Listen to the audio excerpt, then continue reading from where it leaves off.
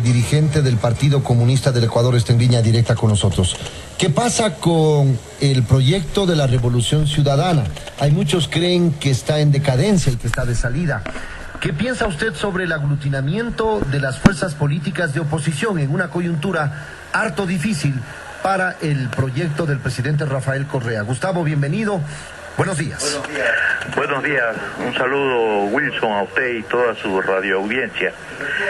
Efectivamente estamos en un momento complicado, yo más que difícil lo llamo complicado, porque al arribar a 10 años del proceso denominado de la Revolución Ciudadana, con el cual luego nosotros firmar ese acuerdo con el presidente Correa, en ese entonces candidato el 2006, señalamos que teníamos muchas coincidencias y algunas discrepancias con el denominado proyecto de Revolución Ciudadana. Ha llegado el momento de que el significado profundo de la palabra crisis se manifieste. Es decir, crisis significa, no como regularmente se repite, una oportunidad, sino crisis significa, desde el punto de vista de la etimología griega, significa la opción de coger uno u otro camino. Está en este momento, casualmente, en esa situación, este proceso. Se necesita o reafirmamos los principios del 2006, todas las propuestas programáticas de aquel entonces, o abandonamos la tesis del llamado socialismo para el siglo XXI, como yo lo denomino, no del siglo XXI, o vamos por un proceso de modernización del capitalismo, como se comenzó a decir por parte de algunos voceros gubernamentales desde hace algunos meses. Entonces, lo que se requiere es, no vamos a desconocer, llámese recesión, llámese crisis, la situación económica de los sectores más desposeídos de la sociedad se ha entorpecido, se ha agravado. Basta recorrer las calles y los campos y ver cómo la gente está sufriendo. No es una casualidad que con ese llamado que hizo el alcalde Rodas a plazas de empleo para el Metro de Quito se hayan presentado personas que inclusive permanecieron en las filas cuando ya se había cerrado el plazo, esperando que alguna posibilidad se les presente, donde habían profesionales diciendo que aunque sea de obreros iban a trabajar.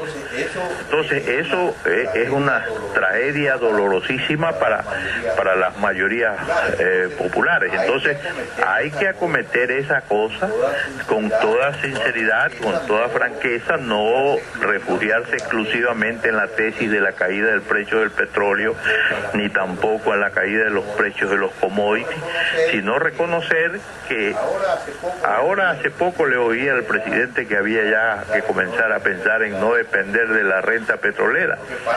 Lo que pasa es que eso, Gustavo, Maduro lo está diciendo después de 17 años de revolución bolivariana. Gustavo, pero se nos ha venido diciendo que el país ya cambió, pues, y por eso es que la gente está tranquila. El mandatario, además, para dar tranquilidad a la gente, ha dicho que estamos preparados para afrontar una situación con un barril de petróleo de $20 y estamos casi al punto de ese límite. Entonces la gente está distensionada hasta no sentir que en su familia hay 1 o 2 o 3 desempleados. Ahora la situación ya no es sostenible, pues la situación es evidente. Cuando le duele el bolsillo, el órgano más sensible del ser humano, allí no hay vueltas que darle, ni hay propaganda que valga, por más que le digan que estamos viviendo en el paraíso y de que no hay crisis. Bueno, de que la situación cambió para bien en muchísimos aspectos de la sociedad ecuatoriana, eso es innegable. Hay logros que ya son casi que irreversibles porque el pueblo ecuatoriano ya lo sintió. Yo pongo simplemente como ejemplo el hecho de que antes del gobierno del presidente Correa, los padres tenían que hacer una suerte de lotería en su casa para ver qué hijo estudiaba un año y qué hijo no estudiaba, porque tenían que dar una aportación individual de $25 dólares como autofinanciamiento. En la Universidad de Guayaquil, León Roldós impuso una política de privatización y de autofinanciamiento terrible. Tanto es así que la universidad hasta ahora ha devuelto alrededor de 4 millones de dólares por cobros indebidos, violando el principio de la gratuidad de la educación, aunque no se ha logrado encauzar a ninguno de los responsables de esa violación hacia dentro de la universidad. Hay cambios, pero el problema es que los procesos sociales, si no avanzan, ya tienden a descomponerse. Entonces, si comenzamos a marchar sobre el mismo terreno, termina siendo un retroceso. Entonces, mensajes confusos, como tratar de mantener una posición y se mantiene una posición digna en el ALBA, en la CELAC, etcétera.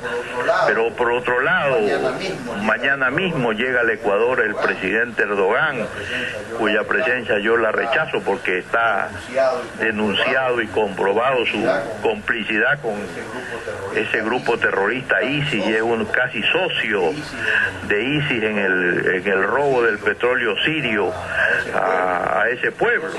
Entonces, ese afán de realizar acuerdos comerciales con Corea del Sur, poner en determinado momento como ejemplo lo que ocurre en Singapur, entonces son mensajes equivocados, las mismas prácticamente reinicio de relaciones con el Fondo Monetario Internacional. Ya el Fondo Monetario también asimila las experiencias y ya no obliga a firmar cartas de intención, ahora se refugian en lo que ellos llaman el artículo cuarto, el capítulo cuarto, donde ahí lo que hay es una suerte de monitoreo a distancia, pero nosotros tenemos en estos momentos el exministro Rivadeneira como delegado del Ecuador en el Fondo Monetario Internacional, porque aquí la pelea no es en este escenario electoral que comienza a calentarse, en realidad no es por personas, no es Nebot, no es Lazo, no es nada de eso, en realidad lo que hay es qué intereses económicos van a predominar en el Ecuador del futuro.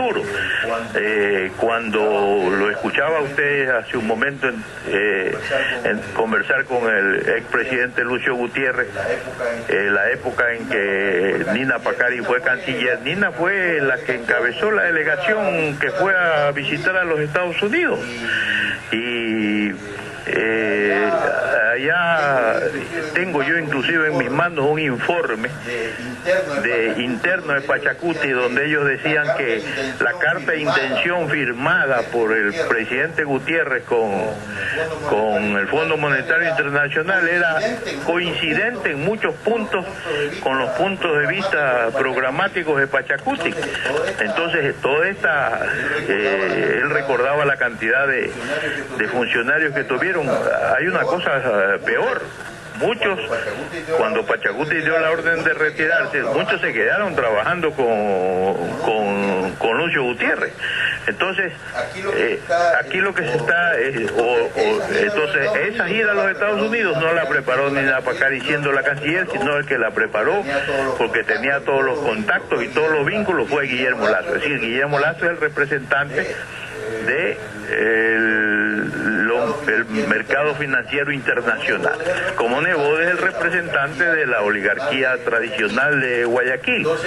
Entonces, lo que está en lucha es qué sector va a manejar, qué fuerza económica, social y política va a manejar el futuro del Ecuador. Pero ahora que se están aglutinando las fuerzas de oposición, en donde se convoca a una alianza de diversas tendencias, que no haya distinción. Bueno, Pachacuti está en esa lucha y ya ve lo que sucedió, invita a la coordinadora y las bases lo sacan casi que a empellones. ¿Cómo mira usted ese escenario? ¿Se va a poder aglutinar la oposición y el Frente Unidos luego de que el presidente dio un paso al costado? ¿Sigue unido o ya se despegó? Porque hay muchos que pensaban que con Correa sí, y no sé si con Moreno o Glass también sí. Con esto concluyo, Gustavo. El escenario es complicado, es decir, la tragedia es que el presidente Correa fue llevado a una política de alejamiento de los sectores populares para irlo dejando desguarnecido frente a la presión de los sectores empresariales más voraces en nuestro país, frente a los intereses, porque no hay que desconocer, en estos momentos no es la discusión si se une o no, pero aquí hay un proceso de desnacionalización de la economía. La empresa Tony la compró Coca-Cola, Interagua terminó de comprar la Veolia, que es el monopolio mundial del agua, la compañía Supan del Ecuador, de esa familia Yopar, la compró Bimbo, que es la multinacional del pan más grande del país. Génesis, que era un grupo de jubilación privada que tenían los Isaías, lo compró MedLife, que es la multinacional más grande de medicina prepagada y de jubilación particular. Produbanco fue comprado por el grupo Promédica de Centroamérica. Ya llegó ese famoso empresario de 3 nacionalidades a comprar enormes cantidades de medios de comunicación. Entonces, esas son las cosas que hay que discutir en la sociedad ecuatoriana. Pero ¿qué indicadores dan aquellos? El hecho de que estén las empresas que usted dice absorbiendo a empresas nuestras. Significa que, como digo, hay un proceso de nacionalización. Yo presidí la comisión de sanción de primera instancia de la Superintendencia de Control del Poder del Mercado, inclusive tuve que firmar algunas de estas fusiones, porque son fusiones que uno de los pasos era pasar por la superintendencia, pero necesitamos robustecer una industria realmente nacional, que es uno de los puntos que nosotros tenemos con el acuerdo con el presidente Correa, robustecer una industria nacional, pero una industria nacional con las reglas suficientemente claras, donde también los derechos de los trabajadores sean tremendamente respetados. En el ámbito político, ¿cómo mira usted ese aglutinamiento? En el Frente Unidos, usted es parte del Frente Unidos, aunque ha tenido voz crítica al interior de esa convergencia, pero ¿el Frente Unido sigue unido o luego de que Correa dijo no voy, ya se empezó a disgregar? No, ese Frente Unido es una cosa realmente complicada. Es decir, habrá que seguir haciendo esfuerzos para que haya una mínima coincidencia programática, ¿no? Con el tema de país, con el cual ya conocemos y inclusive tenemos un acuerdo bilateral nosotros como Partido Comunista. Pero es difícil pues que me vengan a decir a mí que Mariano Zambrano es un hombre que está interesado, si es seguramente en lo individual la fortuna más sólida de Manabí. Entonces ya ve que el representante del Partido Socialista en el Frente Unido ya acaba de renunciar porque se va a ser funcionario público. Entonces esto... ¿Usted se refiere a Patricio Zambrano? Sí. Entonces, esto de Unidos no es una cosa que esté cuajada, mostrándose como una perspectiva entusiasta para el pueblo ecuatoriano. Aquí lo que hay que trabajar es sobre la conciencia y sobre la organización de la gente, porque nos estamos acostumbrando a muchos a los cabildeos, a andar exclusivamente por las cúpulas. Tenemos nosotros, entre comillas, que agradecerle al gobierno que nos haya formado otro partido comunista que se mueve entre la Secretaría de Gestión Pública, los pasillos de la Asamblea Nacional y el balcón del Palacio de... Usted se refiere al Partido Socialista Ecuatoriano. Ustedes son Partido Socialista del Ecuador, pero son una desmembración de ustedes, me parece, una parte, fueron parte en algún momento, fueron uno solo. Un grupo de muchachos de la juventud comunista cuidando alrededor de Diego Vintimilla, que es el asambleísta que nosotros le propusimos a País para que lo sea por Azuay.